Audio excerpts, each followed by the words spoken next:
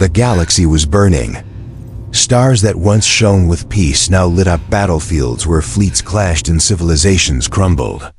The ancient empires of the galaxy had always fought, but this war was different. It was not over territory, not over trade, but over something much older and far more dangerous. Deep within the throne world of the alien queen, there was a relic, an artifact so ancient that even the oldest records only spoke of it in whispers. It was said to be a suit of living armor, forged by beings long gone, waiting for the one worthy enough to wear it. For centuries, the alien queen's people had tried. Generals, champions, warlords, all had stood before the armor. None had been chosen. When humanity stumbled into this war, most alien races saw them as weak, unworthy newcomers from a backwater world. They were called reckless, fragile, too young to stand in the great struggles of the stars. Yet the queen herself was curious. She had captured a human soldier during one of the early skirmishes. Instead of killing him, she brought him before her throne, curious to study him. He was not the strongest or the smartest by their standards. But there was something in his eyes, something fierce, something unyielding. The throne room stretched high above, walls glowing with alien runes, each symbol a story of victories past. The queen, tall and radiant with purple skin and silver hair, stood before her court. At her side, the artifact rested on a pedestal, silent and cold. For 100 years, it had slept, waiting. "This is the human?" One of her generals hissed. "He is nothing. He bleeds, he breaks, he..." The queen silenced him with a gesture. Her eyes never left the soldier. "Nothing awakens the armor," she said. "But prophecy speaks of a stranger." Perhaps it was a warning. Or perhaps it was a truth. The human shifted uneasily, his hands bound, though his gaze never faltered. He did not kneel, though dozens of alien eyes glared at him. He stood straight, shoulders squared, a single soldier against a throne room of enemies. The queen approached the armor. It looked alive even while dormant, black plates lined with faint blue veins of light, as if energy still flowed through it.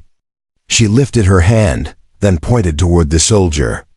"Touch it," she commanded. The court erupted. Voices shouted, some in anger, some in disbelief. A human? Allowed to touch their sacred relic? It was blasphemy. Yet the queen's authority silenced them.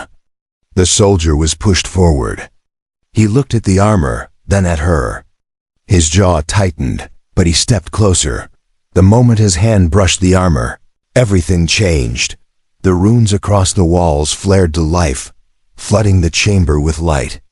The armor's chest core lit with a deep blue glow, pulsing like a heartbeat. Gasps filled the air as energy hummed through the floor, shaking the pillars.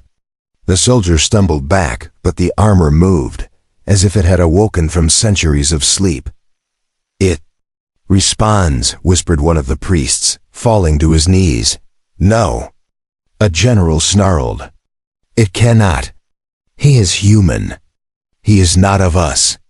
But it was undeniable. The armor shifted, its plates opening like petals, unfolding toward the soldier.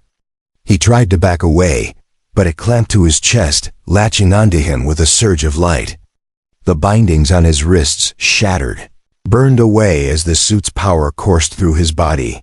The human cried out, more in shock than pain, as the armor wrapped around him, sealing itself piece by piece. Shoulder plates locked in place, gauntlets fused to his hands, a helm half-formed and flickering with light. In moments he was no longer a prisoner, but something else entirely. Something chosen. The court was in chaos. Some shouted for his death. Others stared in awe. The queen herself froze, her hand trembling. For centuries, she had dreamed of the day the armor would awaken. She thought it would choose her, or at least one of her kind. Never in her darkest visions did she imagine it would bow to humanity. The soldier stood tall, the glow from the suit pulsing like it shared his heartbeat. He looked at his hands, now armored, and then up at the queen. His voice was low but steady. "What did you do to me?" The queen's silver eyes narrowed. She stepped closer, her voice sharp but shaking. "I did nothing. The armor chose you." Silence fell heavy, broken only by the hum of the ancient suit. For the first time in living memory, the impossible had happened.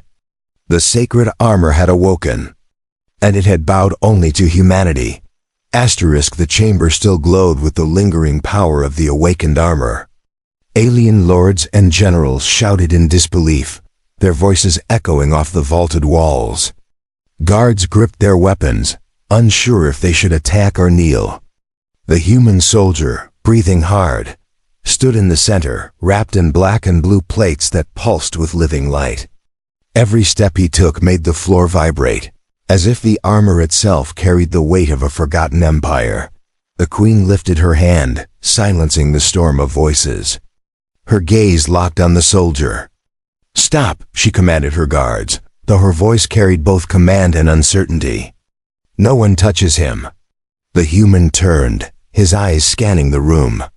He could feel the suit on his body like a second skin, its energy alive, flowing through him. He hadn't asked for this. He hadn't wanted to be part of their war. Yet the armor had chosen him, and with each breath, he could feel its strength answer in his heartbeat. One of the alien generals stepped forward, his voice thick with fury. "This is blasphemy. The sacred armor cannot belong to an offworlder. He is fragile. He is nothing." The human's jaw tightened, but he said nothing. Instead, the armor moved on its own.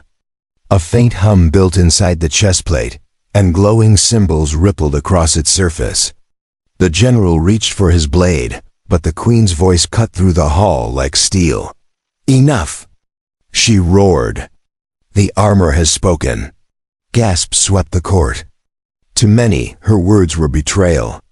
To others, they were confirmation of prophecy. The alien priests, cloaked in silver robes, fell to their knees, bowing toward the soldier. "The chosen has come," one whispered. The queen's gaze never left the human. She stepped closer, her silver hair catching the glow of the suit. "Tell me," she said softly, "what do you feel?" He hesitated. He had been a prisoner only moments before, chained and mocked. Now the eyes of an empire were on him. "It feels alive," he admitted. His hand flexed inside the gauntlet. "Like it knows me. Like it's been waiting." The queen's lips pressed into a thin line. "Then you are bound to it now. The armor will not release you until it wills it.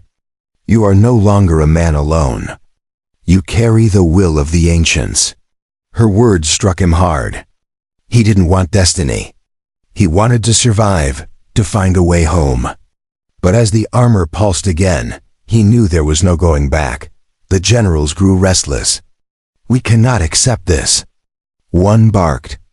"If the armor bows to him, then he must be tested. Trial by combat." The court cheered at the suggestion. They wanted to see the human fail, to prove this was a mistake.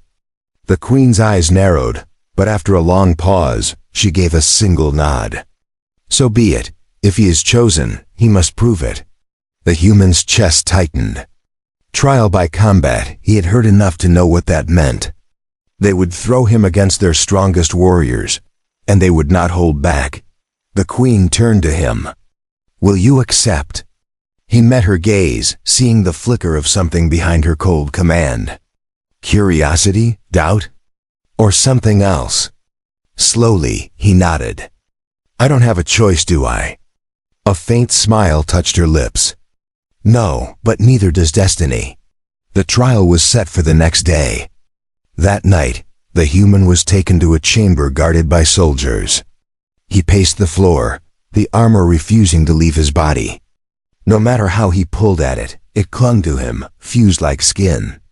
Yet he began to notice things. When he was tired, the armor seemed to steady him. When fear touched his mind, the glow dimmed, but when resolve filled his heart, the light grew brighter. He spoke into the silence, half to himself, half to the armor. "Why me? What do you want?" For a moment, he swore he heard something faint whispers, like voices carried by the wind. Words he couldn't understand, but they carried weight, as if ancient beings were watching through him. The next morning, the trial began. The great arena opened its gates, a coliseum carved from living stone, filled with thousands of alien eyes. They had come to see the truth. Was the human truly chosen, or was it a mistake of fate? The queen stood above, her gaze fixed on him as he entered the arena. At her side, alien lords muttered their doubts, while priests whispered their prayers. From the opposite gate, a massive alien champion entered, towering and armored in thick plates of steel, a war axe glowing with red fire in his hands. The crowd roared his name. He was undefeated, the strongest of their kind. The human swallowed hard, the weight of the galaxy pressing down on him. The armor pulsed in rhythm with his heart, light flowing across its surface. He tightened his fists, eyes narrowing. He was no longer a prisoner. No longer just a soldier lost in a foreign war. Now, he was something else. And in the silence before the clash, even the queen felt it, a shift in destiny, as if history itself was holding its breath. The crowd thundered like a storm as the alien champion raised his war axe high above his head. His armor gleamed crimson under the lights of the arena, and his roar echoed through the stone halls. He was twice the human size, his body bred for war, his name sung in battles across 100 worlds. To the alien lords, the outcome was already decided. This would be no trial, it would be a public execution. The human stood still, his heart pounding. His hands clenched into fists as the ancient armor adjusted around him, the blue veins of light glowing brighter. He could feel its weight, its presence, as if it knew the danger before him. The crowd shouted for blood, for humiliation, for proof that the human's claim to the armor was a lie. But he did not break. He kept his eyes on the champion. The queen watched from above, her silver hair flowing in the wind. Her face revealed nothing, but inside she wrestled with unease. She wanted the truth as much as her people did. Yet when she looked at the human, there was something in his posture, a stubborn fire that none of her kind carried. The trial began with a horn's blast. The champion charged forward, each step shaking the arena floor. His axe cut through the air with a fiery hiss, aimed to cleave the human in two.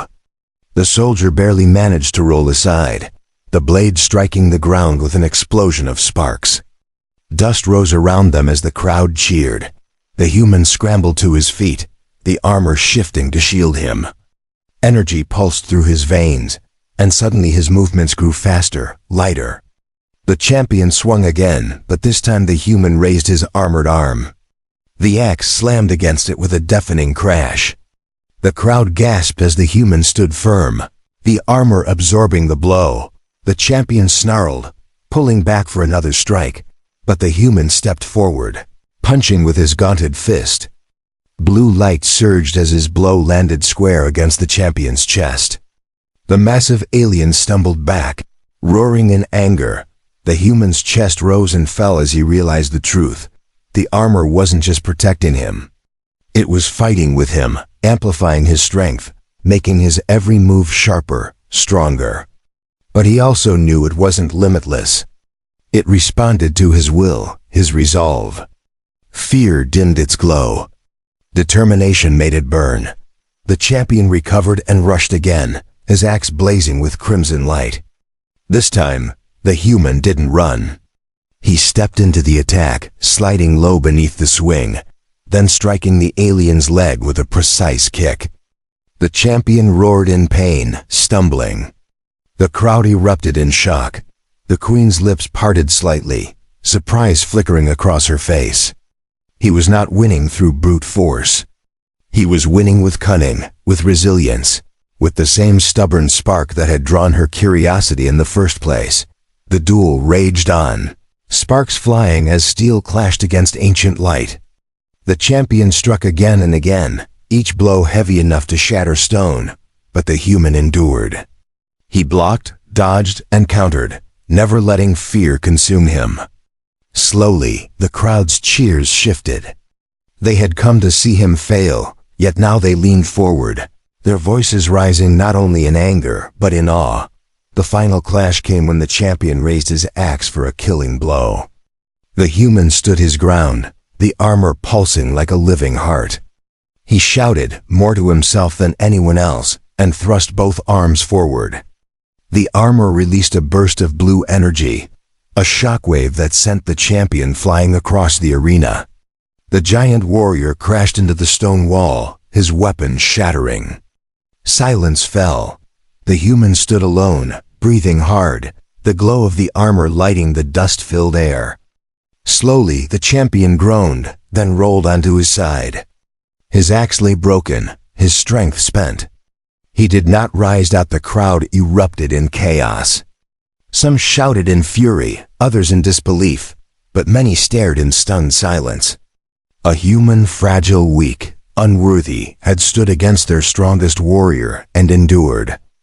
Above them, the queen rose from her seat. Her voice carried across the arena.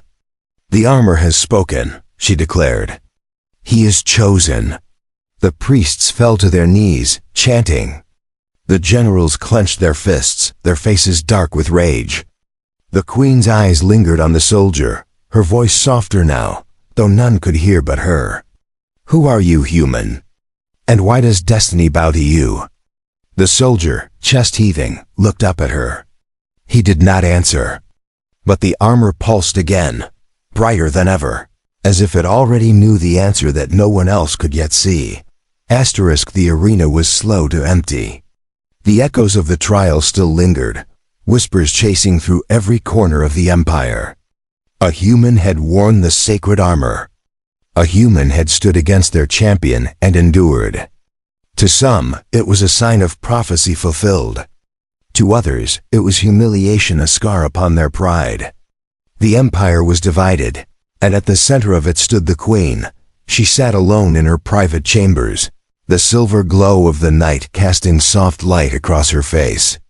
Her long hair hung loose across her shoulders, her crown resting on the table beside her. She had dismissed her guards, her priests, and even her most trusted advisors. The weight of the empire pressed on her, but her thoughts returned again and again to the image of the human standing in the arena, glowing in the armor of her ancestors. She could not accept it. She could not ignore it. When the guards finally brought the human before her, he no longer carried chains. The armor remained fused to him, alive with faint pulses of light. He walked into the chamber not as a prisoner, but as someone fate had marked. His eyes were steady, but his steps careful. He knew this was no battlefield. This was judgment. The queen rose, her silver eyes sharp as blades. "Do you know what you have done?" she asked. The human's voice was calm. "I survived." Her lips tightened. "You did more than survive. You wore the armor. You defeated my champion. You stood where none of my people could. Do you understand what that means?" He looked at her, then at the glowing lines across his arms. "It means your prophecy was right. It was waiting for someone. Maybe it was waiting for me." Her hand trembled, though she hid it by clenching her fist. "No," she said firmly. "It was waiting for one of us. For centuries we have guarded it, prayed for it, sacrificed for it. My people were meant to be chosen. Not humanity. Not you." The human did not flinch under her words. "Then why didn't it choose one of you?" The question cut deep. For a moment, she could not answer. She turned away, her gaze falling to the open window, where the stars shimmered against the darkness. She remembered the old texts, the prophecy of a stranger from beyond, the one who would rise when the empire was at the edge of ruin. She had always thought it meant one of her own would bring the outsider low. Never had she considered the stranger himself might be the chosen one. "You are a problem," she said quietly. "If I embrace you, half my empire will call me traitor. If I kill you, the armor will never forgive me. Either way, the balance breaks. The human stepped closer, the armor humming faintly at his movement. Then don't think about the balance.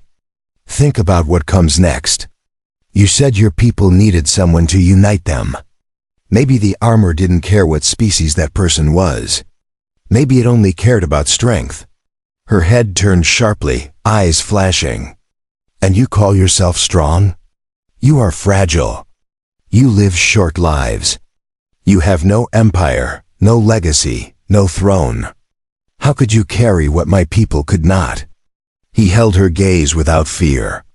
Because where I come from, strength doesn't mean ruling others. It means never giving up, no matter how weak you look. It means standing when you're told to kneel. It means carrying the weight even when it breaks you. For the first time, silence filled the chamber without anger in it. The queen's eyes softened, though only slightly. She saw no arrogance in him, no hunger for power. Only a stubborn fire she could not extinguish. At last, she turned away, her voice lower. You will remain here under my watch. You are not free, not yet. But you are not a prisoner either. Until I decide what must be done, you will stay by my side. The human nodded. Fine, but remember, Queen, the armor didn't choose your throne. It chose me. Her chest tightened at his words. She dismissed him, but long after he left, she could still see the glow of the armor in her mind. She sat in silence, torn between pride and fear. If she embraced him, her rule might shatter. If she defied him, her empire might fall. And yet, beneath the weight of duty, something else stirred a strange pull toward the human. As though fate itself was urging her to see him not as an enemy, but as something far more dangerous. Not a weapon, not a rival, but a partner. The great hall of the alien palace was alive with fire and light. Tonight was meant to be a celebration, a ritual to honor the prophecy fulfilled. The priests had decorated the chamber with glowing banners, and thousands of alien voices filled the air with chants of destiny. Yet beneath the singing, beneath the glow, whispers of rebellion slithered through the walls like smoke. The human stood near the queen, the armor still fused to his body. Its faint blue light pulsed with every heartbeat, as though it had become one with him. He felt the stares from every direction, admiration from the priests, hatred from the generals, uncertainty from the common crowd. He had been dragged into their war without asking, yet here he was, center of everything. As if the galaxy itself had spun around to face him, the queen, radiant in her silver crown, raised her hand to quiet the hall. Her voice carried like steel wrapped in silk. The prophecy has been fulfilled. The armor has awoken, and though it has chosen an outsider, we must accept what destiny commands. He will not be treated as prisoner nor stranger, but as the one bound to the will of the ancients. Her words were met with divided cries. Some fell to their knees weeping. Others shouted in fury. One general, his face twisted with rage, stepped forward. You dishonor us, my queen. How can we kneel to a human? How can we bow to a creature whose kind barely survived their own world? The queen's eyes flashed. You dare question destiny? The general snarled. I question your weakness. The hall erupted. Soldiers drew weapons. Priests cried out in alarm. The human felt the armor hum, alive with warning. He turned just as shadows moved along the edges of the chamber. Rebels, armed and ready. The first strike came fast.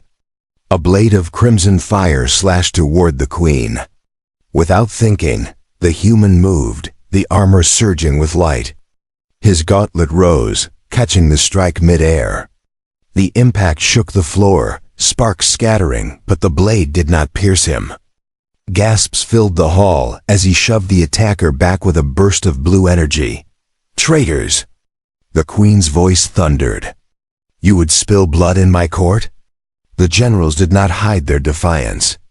We will not serve a human. One shouted, drawing his weapon. Around him, more soldiers turned, their loyalty shifting like sand. The palace, the heart of the empire, was tearing itself apart. The human moved without hesitation. The armor guided him, making his body faster, stronger, sharper than he ever thought possible. A rebel lunged at him, and the armor extended a shimmering shield of light that deflected the strike. With a quick movement, he countered, his fist glowing as it sent the enemy sprawling. But even as he fought, he refused to kill. He struck to disarm, to disable, not to slaughter. That choice slowed him, yet it also stunned those watching. The aliens were used to battles of blood and cruelty. To see him fight with restraint, even while under attack, shook them. The queen herself fought too, her silver staff glowing with ancient energy. She moved with grace and fury, striking down rebels with precision. At her side, the human fought like a storm, armor blazing brighter with every act of defiance. The clash filled the chamber, metal and light colliding in deafening waves. The priests cowered, the loyal soldiers tried to hold the lines, and the traitors pushed harder, desperate to end the prophecy before it could spread. In the middle of the chaos, the human and the queen fought back to back. She glanced at him, breathless, her silver eyes burning. "Why do you not kill them?" His answer came between strikes. "Because strength isn't about how many you destroy, it's about how many you protect." Her heart jolted at his words, though she hid it behind clenched teeth. Slowly, the tide turned. The rebels fell one by one, overwhelmed not by slaughter, but by the relentless shield of armor and queen together. At last, silence filled the chamber, broken only by the groans of the defeated. The queen lowered her staff, her chest heaving. She looked at the human, his armor still glowing, his hands steady even after the storm. Around them, the court stared in shock. The generals who had betrayed her lay in chains, their rebellion crushed, but the whispers were not gone. They would never be gone. The empire had seen it with their own eyes, a human standing unbroken in their most sacred hall. The queen stepped forward, raising her voice for all to hear. "You call this weakness? No, this is destiny. The armor chose him, and now he has saved your queen, your throne, your empire. If you cannot accept this, then you are not loyal to me. You are loyal to your pride." The court fell silent. No one dared answer. The human stood at her side, the armor glowing like a second sun. He said nothing, but his presence spoke louder than words. The queen turned her head slightly, her voice lower, meant only for him. "They will never stop testing you. They will never stop fearing you." The human's eyes were steady. "Then let them. I didn't ask for this. But if the armor chose me, I won't run from it." For the first time, she allowed herself a small smile. It was not victory she felt, it was something far more dangerous. A bond. The palace was quiet after the rebellion, but the silence felt heavy. The smell of smoke lingered in the great hall, and broken weapons still lay scattered across the floor. The traitors had been chained, but their shouts of defiance echoed in the distance. The empire was not healed. It was split, trembling between loyalty and rage. And at the center of it all stood the human, still wrapped in the glowing armor. The queen sat upon her throne, her silver eyes watching him carefully. Around her, the priests bowed, their chants filling the chamber with low hums of reverence. To them, the prophecy had been fulfilled. To the generals who still lived, it was an insult that burned like fire. The queen raised her hand for silence. "You have seen it with your own eyes. The armor chose him, and he defended this throne when many of you betrayed it. He is no longer a stranger, no longer a prisoner. He stands as the chosen one of the ancients." Her words carried through the hall like steel, but she knew they would not be enough. No speech could erase the bitterness from those who hated what they had seen. She turned her gaze to the human. His face was calm, his eyes steady, though she could see the weight pressing on him. He had not asked for this burden, yet here he was, standing where no one else could. When the court was dismissed, The queen motioned for him to follow her into the private chamber behind the throne. The heavy doors closed, shutting out the world. For the first time in many days, there was no noise, no shouting, no battle. Only them. She faced him, her crown removed, her voice softer than it had ever been. "You could take the throne," she said. "Right now. The armor answers to you. My people see it. Even I cannot deny it. If you demanded it, they would kneel." The human shook his head. "That's not what I want." Her brows furrowed. "Then what do you want?" He took a slow breath, looking down at the glowing armor. The blue light pulsed with his heartbeat, alive, ancient, bound to him. "I want peace. I want your people to stop killing each other. I want this. This thing I never asked for. To mean something more than blood." The queen stared at him. His words were strange to her, almost naive, yet they cut deeper than any blade. She had been raised to see power as survival, destiny as conquest. And here stood a man who carried the greatest weapon her people had ever known. Yet he spoke of peace. Her chest tightened with something she could not name. "Do you not understand? If you do not rule, they will rise again. They will never accept you. They will fight until the empire tears itself apart. Then let them fight me," he said simply. "But I won't fight them to destroy them. I'll fight to protect.